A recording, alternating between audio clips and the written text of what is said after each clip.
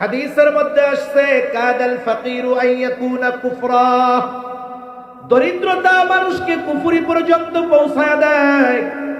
অনেক সময় দরিদ্রতার কারণে অনেকের চরিত্র ধ্বংস হয়ে যায়। আমাদের আশেপাশে অনেক মানুষ আছে অন্যায়ের সাথে জড়িত, পাপাচারে লিপ্ত। যদি একটু আমরা খোঁজ নেই দেখা যাবে এরা শখে পাপে জড়িয়েছে এমনটা নয়, অধিকাংশ মানুষের এই পাপে জড়ানোর অন্যতম কারণ হলো তার অভাব। এজন্য গভর্নমেন্টের কি দরকার ছিল? দরকার ছিল এই পাপে যারা লিপ্ত তারা তো অভাবের কারণে তাদের কর্মসংস্থানের ব্যবস্থা করা দরকার ছিল, ঠিক কিনা বলেন? অথচ এরা কি চাচ্ছে? এরা চাচ্ছে পতিতাবৃত্তিকে বৈধতা দিয়ে এটাকে কর্ম হিসাবে বৈধতা দেওয়া। রাষ্ট্র যদি কোনো অন্যায় কাজকে বৈধতা দিয়ে এটাকে কোনো পেশা হিসাবে বৈধতা দেয় যে এটা বৈধ কাজ, বলেন তো আল্লাহ না করুক কারো মেয়ে কারো ছেলে যদি ওই পাপাচারে লিপ্ত হয় আর মা বাবা যদি বাধা দেয়, ও গিয়ে মামলা দিবে গভর্নমেন্টের কাছে, দেখেন আমি রাষ্ট্রীয় আইন অনুযায়ী একটা বৈধ কাজ করতে চাচ্ছি, আমার বাবা বাধা দিচ্ছে, আমার মা বাধা দিচ্ছে, এদের নামে আমি মামলা করতে চাই। অথচ কি দরকার ছিল? এদেশে পতিতাবৃত্তির সাথে জড়িত কোটি কোটি নারী নয়, সংখ্যাটা যতই হোক না কেন, গভর্নমেন্ট যদি সদিচ্ছা করে তাহলে ওই পতিতালয়কে ভেঙে দিয়ে ওই জায়গায় ইন্ডাস্ট্রি বানিয়ে ওই নারীদের হালাল উপার্জনের ব্যবস্থা করতে পারে, ঠিক কিনা বলে? কিন্তু কাদেরকে খুশি করার জন্য উল্টা পতিতাবৃত্তিকে বৈধতা দিয়ে আবার তাদেরকে ডেকে এনে মোটা অঙ্কের টাকা তাদেরকে দেওয়া হচ্ছে। এর দ্বারা কি বোঝা যাচ্ছে? এরা সমাজ থেকে অন্যায় দূর করতে চায় না, পাপাচার দূর করতে চায় না, এরা চায় এই পাপাচারকে সমাজে বৈধতা দিতে, ঠিক কিনা বলেন? এখন আমরা যদি চুপ থাকি, কথা না বলি, প্রতিবাদ না করি, জেনা ব্যভিচার জমিনে বাড়বে, আল্লাহর আযাব গজব ত্বরান্বিত হবে।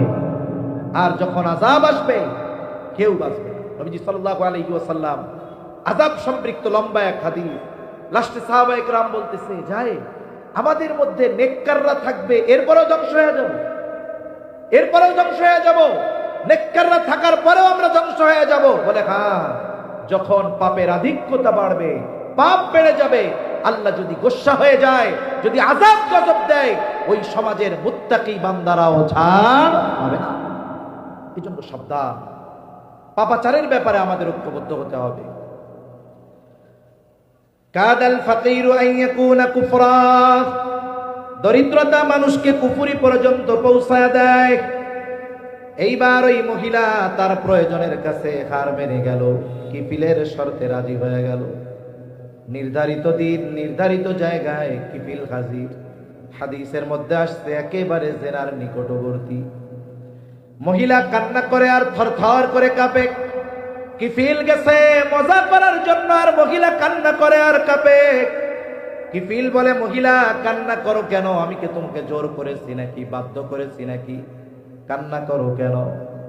মহিলা বলে, কিফিল কান্না করি আল্লাহর ভয়, আমি কোনোদিন এই পাপের সাথে লিপ্ত হই নাই, তবে আজকে কেন রাজি হয়েছো? বলে, আমার অভাব, আমার তো ভয় হয় যদি তোমার সাথে জেনা করার পরে মারা যাই, আল্লাহ তাআলার সামনে আমাকে একজন ব্যভিচারিণী হিসেবে উপস্থিত হওয়া লাগবে, আমি আল্লাহর ভয়ে কান্না করি। কিফিল এই কথাটা কিফিলের কাছে উঠে গেছে।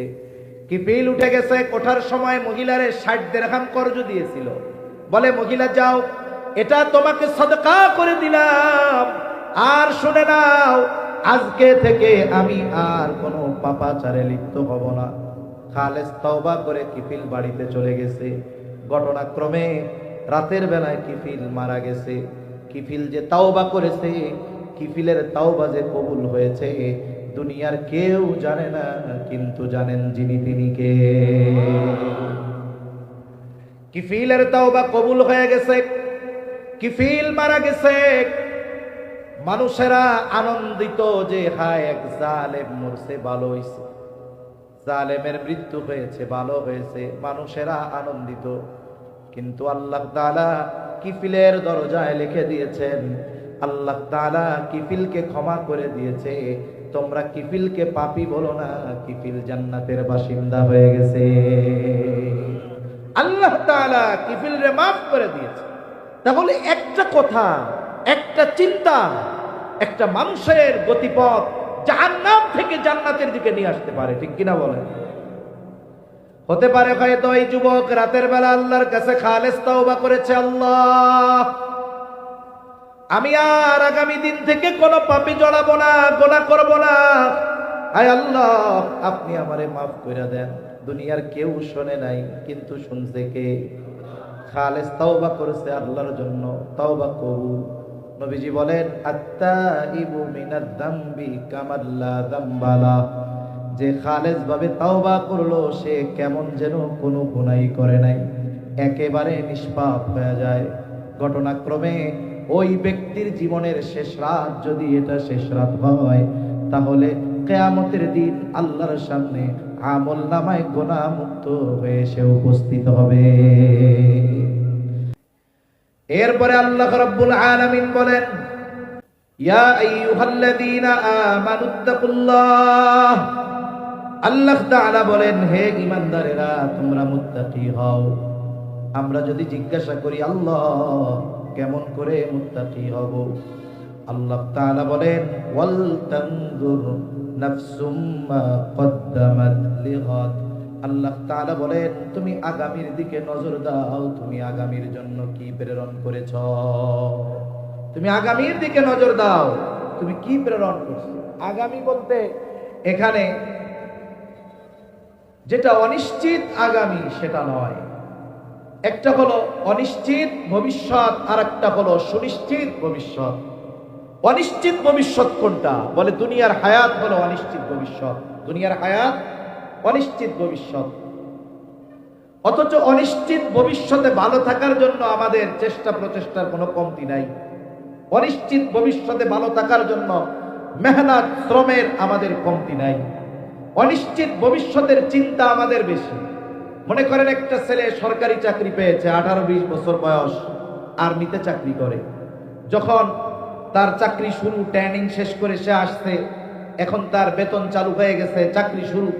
এখন কি হয় বলেন তো? তার যেই বেতন এটা কি তাকে পরিপূর্ণ দেওয়া হয় নাকি কিছু গভর্নমেন্ট কেটে রাখে? গভর্নমেন্ট কিছু অংশ কেটে রাখে। কেটে রাখার কারণ কি? কেটে রাখার কারণ হলো তার বেতনের পরিমাণ থেকে একটা নির্দিষ্ট পার্সেন্ট কেটে রাখে। এটা কি হবে? বলে ওই যে 60 বছর বয়সে যখন সে চাকরি থেকে অবসর নিবে, এই 40 বছরে যেই পরিমাণ টাকা জমানো হয়েছে তার দ্বিগুণ পরিমাণ টাকা তাকে ফেরত দেওয়া হবে। কেন? বলে 60 বছর বয়স, বাড়িতে গিয়ে কি কাজ কামার করবে? কারণ তার জীবনের মূল সময়টা তো সে গভর্নমেন্টের সার্ভিস দিতে। 60 বছর বয়সে যখন সে বাড়িতে যাবে তখন তার আর আগের মতো কাজ করার মতো সুযোগ থাকবে না। সেজন্য সরকার কেমন যেন জানায় দেয়, তুমি যদি দায়িত্ব যথাযথভাবে পালন করো, বৃদ্ধকালে তোমার কোনো চিন্তা নাই, তোমারে একসাথে 1 বস্তা টাকা দিব, আবার প্রতি মাসে মাসে পেনশন দিব তোমাকে, মৃত্যু পর্যন্ত তুমি এই টাকাগুলো পাবা, বসে বসে খাবা। তাহলে 18-20 বছরের যুবক তার বেতন থেকে টাকা জমায় কেন? বলে 60 বছর পরে তাকে এটা দেওয়া হবে। আবার তার যদি ব্যয় কম হয় সে নিজের থেকেও কিছু টাকা ফিক্সড ডিপোজিট করে জমায়। কেন জমায়? বলে যখন চাকরি থাকবে না তখন এই টাকাগুলো দিয়ে আমি ব্যবসা করব, বাকি হায়াত আমি ভালোভাবে কাটাবো। এখন বলেন তো, সরকার যেই ভবিষ্যতের জন্য টাকা কাটে আর জমায়, ওই যুবক যেই ভবিষ্যতের জন্য টাকা কাটে আর জমায়, এই ভবিষ্যৎ ওই যুবকের জন্য অনিশ্চিত না সুনিশ্চিত? নিঃসন্দেহে অনিশ্চিত। সে বাঁচবে কি বাঁচবে না এর কোনো নিশ্চয়তা নাই। আল্লাহ তাআলা এই জায়গায় অনিশ্চিত ভবিষ্যতের দিকে নজর দেওয়ার কথা বলেন নাই। আল্লাহ তাআলা বলেছেন সুনিশ্চিত ভবিষ্যতের দিকে নজর দাও। ওয়াল তানজুর নাফসুম মা কদ্দামাত লিগাদ, তুমি নজর দাও আগামীর জন্য তুমি কি প্রেরণ করেছো। বৃদ্ধকালে ভালো থাকার জন্য কি জমাইছো এটা নয়, বরং কবর হলো সুনিশ্চিত ভবিষ্যৎ। এই কবরে ভালো থাকার জন্য তুমি দুনিয়ার থেকে কবরে কি পাঠাইছো? হায়রে ফুলসেরাত বিজলির মতো পাড়ি দেওয়ার জন্য কি পাঠিয়েছো? পরকালে জান্নাত পাওয়ার জন্য কি দুনিয়া থেকে ভবিষ্যতের জন্য পাঠিয়েছো? সেই দিকটাতে তুমি নজর দাও। এজন্য বুজুর্গানে দিন মুহাসাবার কথা বলেন, হিসাবের কথা বলেন। আর হিসাবের কথা আসলে আমাদের সামনে চিন্তা আসে টাকা পয়সার হিসাব। ব্যবসায়ী হিসাব করে টাকা পয়সার হিসাব, রাজনীতিবিদ হিসাব করে ভোটের হিসাব, এক একজনের এক এক রকমের হিসাব। কিন্তু বুজুর্গানে দিন আমলের হিসাব করতে বলেন, জীবনের নেকি আর গুনার হিসাব বুজুর্গানে দিন করতে বলে। বুজুর্গানে দিন বলেন যে প্রত্যেকটা রাতে ঘুমাইতে যাওয়ার আগে, ঘুমানোর আগে সবার উচিত তার সারা দিনের ভালো মন্দ কাজের একটা হিসাব করা। আপনাদের এই বড় বাজার কালামপুর বাজার, বাজারে অনেক বড় বড় ব্যবসায়ী আছে। অধিকাংশ প্রসিদ্ধ ব্যবসায়ী যারা দীর্ঘদিন সুনামের সাথে ব্যবসা করতেছে, এই ধরনের ব্যবসায়ীরা কিছু রুলস ফলো করে, কিছু নিয়ম নীতি মেনে চলে, যার কারণে তারা দেখা যায় সহজে লস খায় না। মার্কেট বা বাজার বন্ধ হবে 10টায়, উনি দোকান বন্ধ করে দেয় 9টায় দোকান বন্ধ। দোকানের মধ্যে বসে কি করে? বলে কয়েক ধরনের হিসাব করে। 1 নাম্বার হিসাব করে আজকে বেচা কেনা কত হলো। 2 নাম্বার হিসাব করে আজকে কত টাকার মাল জিনিস কিনলাম। 3 নাম্বার হিসাব করে আজকে বাকি কত গেল। এই 3টা হিসাব অভিজ্ঞ দোকানদারেরা করে, ব্যবসায়ীরা করে। কারণ এই 3 হিসাবের মাধ্যমে আজকের ব্যবসায় তার লাভ কত সেটা সে বের করে ফেলে। যে ব্যবসা করে সেই ব্যবসার কত বিক্রয় হলে কত লাভ, এই হিসাব কম বেশি হলেও ওই অভিজ্ঞ ব্যবসায়ীর জানা থাকে। হয়তো 19-20 হতে পারে। যে সিমেন্টের ব্যবসা করে তার হিসাব আছে যে আমার 10 লক্ষ টাকা বিক্রয় হলে কত টাকা লাভ হবে, আছে না নাই? যারা মুদি দোকানদার দীর্ঘদিন ব্যবসা করে, জিজ্ঞাসা করবেন আপনার যেই প্রোডাক্ট পণ্য এগুলো যদি 1 লাখ টাকার বিক্রয় হয় আপনার লাভ কত হবে, সে যা বলবে হয়তো 19-20 হতে পারে। এখন হিসাব করে আজকের বেচা কেনা নগদ 1 লাখ অথবা 80,000 বা 70,000, বাকি 30,000।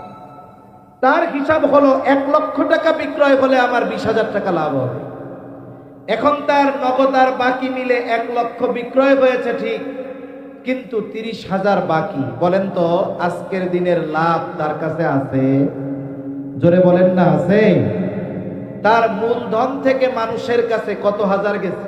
10,000। এই গতিতে যদি 1 মাস ব্যবসা চলে তাহলে মোটামুটি ব্যবসা শেষ হয়ে যাওয়ার উপক্রম হবে। এখন ব্যবসায়ী এই হিসাবের পরে একটা সিদ্ধান্তে উপনীত হতে পারে। কি সিদ্ধান্ত? তার কর্মচারী যারা থাকে এদেরকে সে সতর্ক করে দেয়, সাবধান, আগামীকাল থেকে যদি আমার বাবাও বাকি চায় বাকি দিবা না। আমার নগদ বাকি মিলায়া 1 লক্ষ টাকা বিক্রয় কেনা বেচা করার দরকার নাই, আমি 50,000 বিক্রয় করব, নগদে বিক্রয় করব। এই যে 1 ঘন্টা রাতের হিসাব কি হলো, বলে আগামী দিন কোন পদ্ধতিতে তার ব্যবসা পরিচালিত হবে সে সিদ্ধান্তে উপনীত হতে পারে। এই জন্য কোনো ব্যক্তি যদি প্রতিদিন রাতে শোবার আগে তার সারা দিনের নেকি আর বদির হিসাব করে, হয়তো এই হিসাব তার আগামী দিনের পরিবর্তনের কারণ হয়ে যেতে পারে। কারণ একটা মানুষ যদি রাতের বেলায় এই চিন্তা করে, নেকির চিন্তা করে, গুনার চিন্তা করে, তাহলে রাতের মধ্যে ওই প্রভাব তার মধ্যে পড়ে। যদি কেউ বিছানায় শুয়ে মোবাইল দেখা শুরু করে, বলে মোবাইলের প্রভাব তার মধ্যে পড়ে। আর যদি সে রাতে নিভৃতে একাকী ঘরে শুয়ে চিন্তা করে, আহারে আমি তো এখন অন্ধকার ঘরের মধ্যে আছি, আমার মৃত্যুর পরে আর এক অন্ধকার ঘরের মধ্যে যাওয়া লাগবে যেখানে আলো নাই, বাতি নাই। তবে আলো আর বাতির ব্যবস্থা হবে, বাতাসের ব্যবস্থা হবে, আরামের ব্যবস্থা হবে যদি নেকি থাকে। এবার সে হিসাব করে, দেখি আমার জীবনের হিসাবটা একটু করি। আজকের দিনের নেকি কত, গোনা কত, সে হিসাব করলো, দেখলো আজকে সওয়াব কম গোনা বেশি, সওয়াব কম তার গোনা বেশি। তার মধ্যে চিন্তা ঢুকছে, আরে আজকের রাতটা যদি আমার জীবনের শেষ রাত হয়ে যায়, তাহলে আগামী দিন পরকালে আল্লাহর সামনে আমাকে গুনাহগারদের কাতারে দাঁড়াতে হবে। এই চিন্তা করে সে রাতের বেলায় খালেস তাওবা করছে, একেবারে একনিষ্ঠ তাওবা, যে আল্লাহ আমারে মাফ করে দেন, আমি আর জীবনে কোনোদিন গুনাহ করব না। এই তাওবা আল্লাহর কাছে কবুল হয়ে গেছে। কারণ বলা যায় না, আমি শুরুর দিকে বলেছিলাম যে কোন কথায় কার জীবনের পরিবর্তন হয় বলা যায় না। হাদিসের মধ্যে এক জালেমের ঘটনা আসছে। জালেমের নাম ছিল কিফিল। নবীজি সাল্লাল্লাহু আলাইহি ওয়াসাল্লাম একবার দুইবার নয়, বারবার কিফিলের ঘটনা সাহাবায়ে কেরামের কাছে বর্ণনা করেছেন। নবীজি বলেন, কিফিল হলো এমন এক জালেম, বলে এমন কোন পাপ নাই কিফিল করে নাই, এমন কোন অন্যায় নাই কিফিল করে নাই। কিফিলের অন্যায়গুলোর মধ্যে একটা অন্যায়, সে মানুষকে সুদের উপরে টাকা দিত। সুদখোর ছিল, সুদখোর। সমাজে আছে নাকি সুদখোর? আরে মিয়া, ব্যাংকে কত বড় সুদ, বলে ঘরোয়া সুদ আরো বড় সুদ। কিফিল মানুষের সুদের উপরে টাকা দিত। একদিন এক বিধবা মহিলা তার কাছে আসছে বিপদে পড়ে কিছু টাকা কর্জ নেওয়ার জন্য। বলে যারা সুদি কারবারি করে এরা মানুষ বিপদে পড়লে কর্জ দেয় না।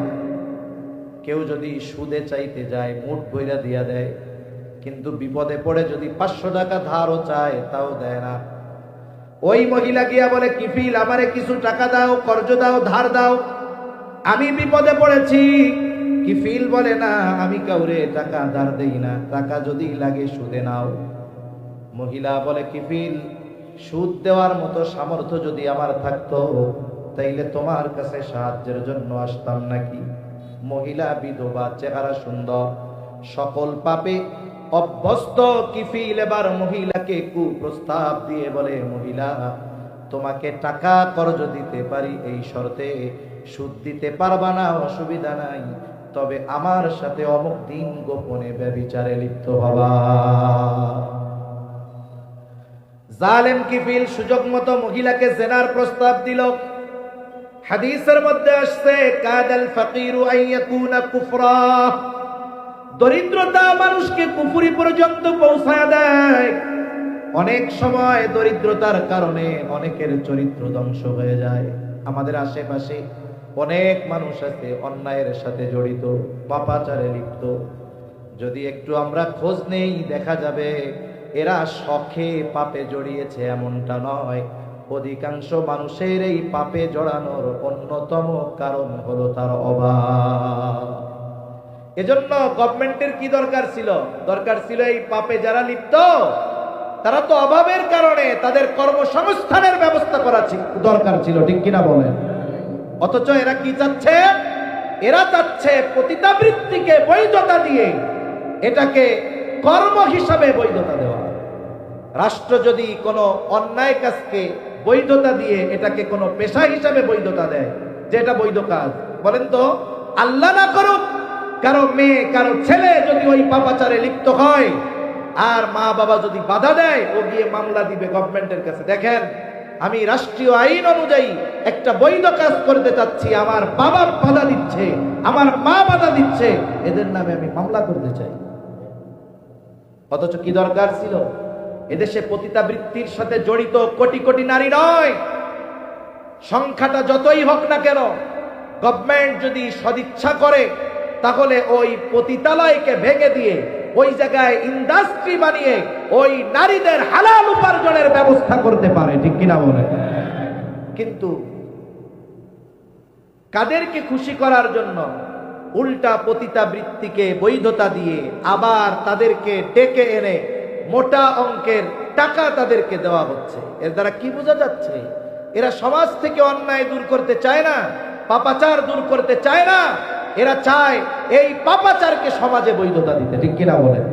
এখন আমরা যদি চুপ থাকি, কথা না বলি, প্রতিবাদ না করি, জেনা ব্যভিচার জমিনে বাড়বে, আল্লাহর আযাব গজব ত্বরান্বিত হবে। আর যখন আযাব আসবে কেউ বাঁচবে না। নবীজি সাল্লাল্লাহু আলাইহি ওয়াসাল্লাম আযাব সম্পৃক্ত লম্বা এক হাদিস, লাস্টে সাহাবায়ে কেরাম বলতেছে, যায় আমাদের মধ্যে নেককাররা থাকবে, এরপরেও ধ্বংস হয়ে যাব, এরপরেও ধ্বংস হয়ে যাব, নেককাররা থাকার পরেও আমরা ধ্বংস হয়ে যাব। বলে হ্যাঁ, যখন পাপের আধিক্যতা বাড়বে, পাপ বেড়ে যাবে, আল্লাহ যদি গোসা হয়ে যায়, যদি আযাব গজব দেয়, ওই সমাজের মুত্তাকি বান্দারাও ছাড় পাবে না। এই জন্য সাবধান, পাপাচারের ব্যাপারে আমাদের ঐক্যবদ্ধ হতে হবে। কাদাল ফাকিরু আন ইয়াকুনা কুফরা, দরিদ্রতা মানুষকে কুফরি পর্যন্ত পৌঁছায় দেয়। এইবার ওই মহিলা তার প্রয়োজনের কাছে হার মেনে গেল, কিফিলের শর্তে রাজি হয়ে গেল। নির্ধারিত দিন নির্ধারিত জায়গায় কিফিল হাজির। হাদিসের মধ্যে আসছে একেবারে জেনার নিকটবর্তী। মহিলা কান্না করে আর থরথর করে কাঁপে। কিফিল গেছে মজা করার জন্য, আর মহিলা কান্না করে আর কাঁপে। কিফিল বলে, মহিলা কান্না করো কেন? আমি কি তোমাকে জোর করেছি নাকি, বাধ্য করেছি নাকি? কান্না করো কেন? মহিলা বলে, কিফিল কান্না করি আল্লাহর ভয়, আমি কোনোদিন এই পাপের সাথে লিপ্ত হই নাই, তবে আজকে কেন রাজি হয়েছো? বলে, আমার অভাব, আমার তো ভয় হয় যদি তোমার সাথে জেনা করার পরে মারা যাই, আল্লাহ তাআলার সামনে আমাকে একজন ব্যভিচারিণী হিসেবে উপস্থিত হওয়া লাগবে, আমি আল্লাহর ভয়ে কান্না করি। কিফিল এই কথাটা কিফিলের কাছে উঠে গেছে। কিফিল উঠে গেছে, ওঠার সময় মহিলারে 60 দিরহাম কর্জ দিয়েছিল। বলে, মহিলা যাও, এটা তোমাকে সাদকা করে দিলাম, আর শুনে নাও, আজকে থেকে আমি আর কোনো পাপাচারে লিপ্ত হব না। খালেস তওবা করে কিফিল বাড়িতে চলে গেছে। ঘটনাক্রমে রাতের বেলায় কিফিল মারা গেছে। কিফিল যে তওবা করেছে, কিফিলের তওবা যে কবুল হয়েছে, দুনিয়ার কেউ জানে না, কিন্তু জানেন যিনি, তিনি কে। কিফিলের তওবা কবুল হয়ে গেছে, কিফিল মারা গেছে। মানুষেরা আনন্দিত যে হায় এক জালেম মরছে, ভালো হয়েছে, জালেমের মৃত্যু হয়েছে, ভালো হয়েছে, মানুষেরা আনন্দিত। কিন্তু আল্লাহ তাআলা কিফিলের দরজায় লিখে দিয়েছেন, আল্লাহ তাআলা কিফিলকে ক্ষমা করে দিয়েছে। তোমরা কিফিলকে পাপী বলো না, কিফিল জান্নাতের বাসিন্দা হয়ে গেছে। আল্লাহ তাআলা কিফিলরে মাফ করে দিয়েছে। তাহলে একটা কথা, একটা চিন্তা, একটা মানুষের গতিপথ জাহান্নাম থেকে জান্নাতের দিকে নিয়ে আসতে পারে, ঠিক কিনা বলেন? হতে পারে হয়তো এই যুবক রাতের বেলা আল্লাহর কাছে খালেস তওবা করেছে, আল্লাহ আমি আর আগামী দিন থেকে কোনো পাপে জড়াবো না, গুনাহ করব না, আয় আল্লাহ আপনি আমারে মাফ করে দেন। দুনিয়ার কেউ শোনে নাই, কিন্তু শুনছে কে? খালেস তওবা করেছে আল্লাহর জন্য, তওবা কবুল। নবীজি বলেন, আত্তাইবু মিনাদ যামবি কামাল্লা যামবালা, যে খালেস ভাবে তওবা করলো সে কেমন যেন কোনো গুনাহই করে নাই, একেবারে নিষ্পাপ হয়ে যায়।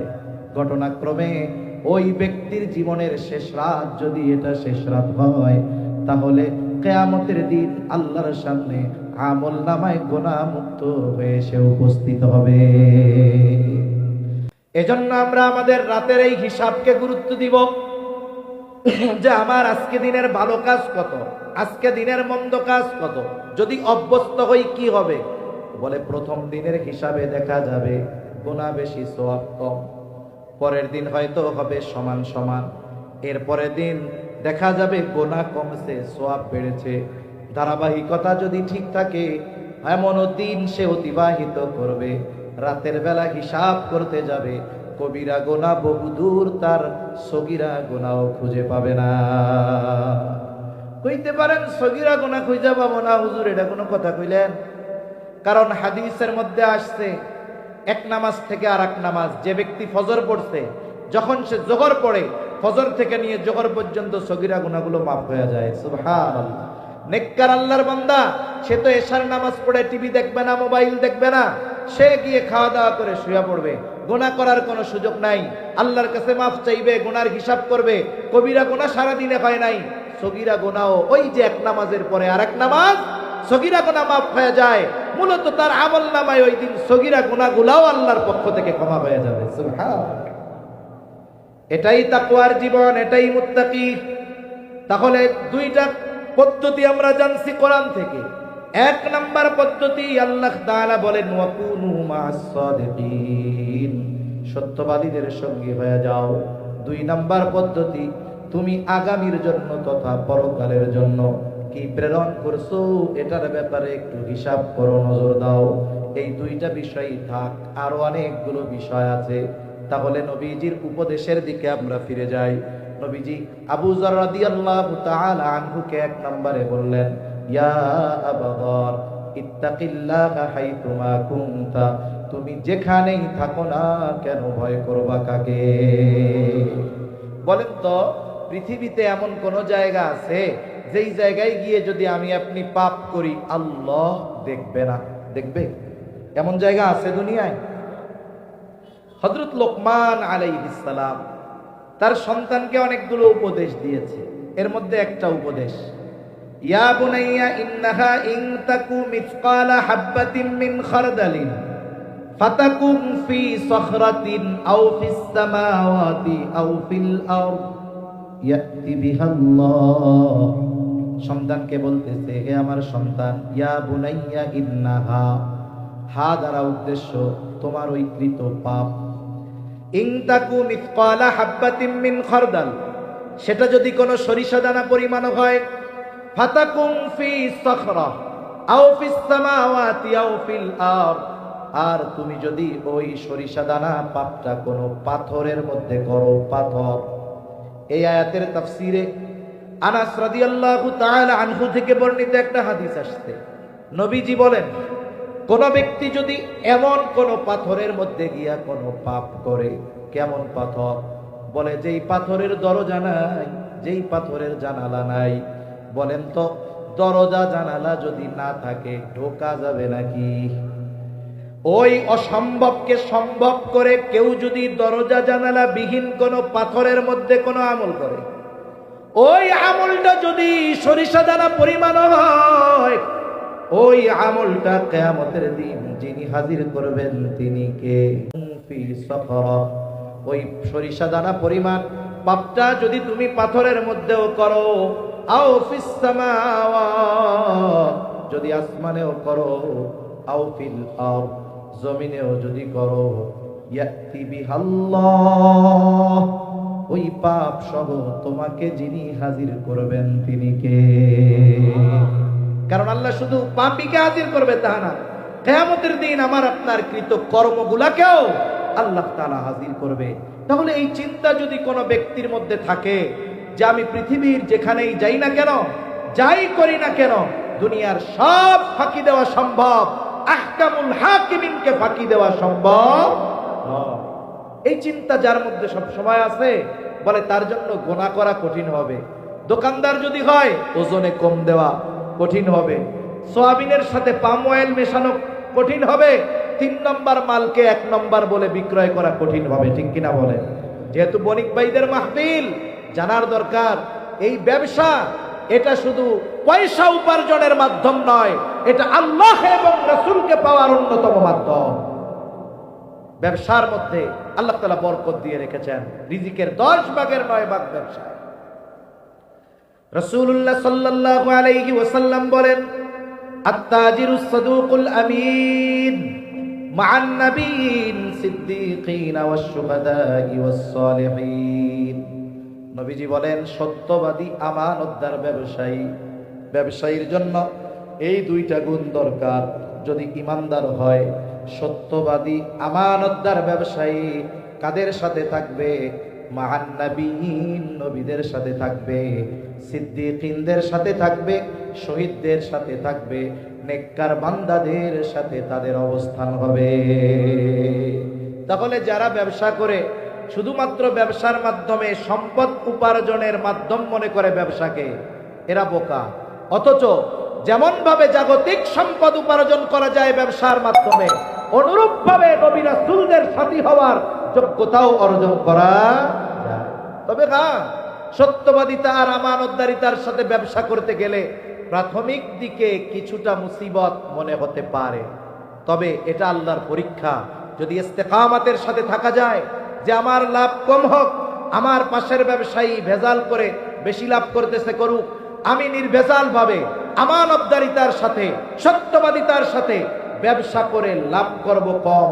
হ্যাঁ, তার লাভ হবে কম, কিন্তু বরকত যিনি দিবেন তিনি কে?